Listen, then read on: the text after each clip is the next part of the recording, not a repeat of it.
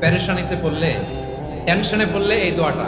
প্রিয় ভাইরা, বিষ্ণু ইসলাম যখন খুব বিপদে পড়তেন, দুশ্চিন্তা ওনাকে ঘিরে ধরতো, উনি পড়তেন ইয়া হাইয়ু ইয়া কাইয়ুম বিরহমাতিকা আস্তাগীথ, ইয়া হাইয়ু ইয়া কাইয়ুম বিরহমাতিকা আস্তাগীথ, ইয়া হাইয়ু ইয়া কাইয়ুম, হে শাশ্বত অবিনশ্বর, হে চিরঞ্জীব, বিরহমাতিকা আস্তাগীথ, তোমার রহমতের উসিলায় তোমার কাছে ফরিয়াদ করি। এটা পড়তেন। আবার আরেক বর্ণনায় এসেছে ইয়া হাইয়ু ইয়া কাইয়ুম বিরহমাতিকা আস্তাগীথ আসলিহ লি শা'নি কুল্লাহু ওয়ালা তাকিলনি ইলা নাফসি তারফাতা আইন। আসলিহ লি শা'নি কুল্লাহ, আল্লাহ আমার সবকিছু আপনি সেটেল করে দেন। আমাদের সব ঝামেলা সেটেল করে দিতে পারে কে?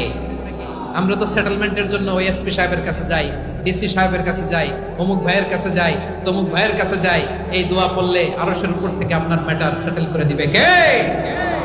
তাহলে পড়বেন ইয়া হাইয়ু, এ চিরঞ্জীব। হাইয়ু মানে চিরঞ্জীব।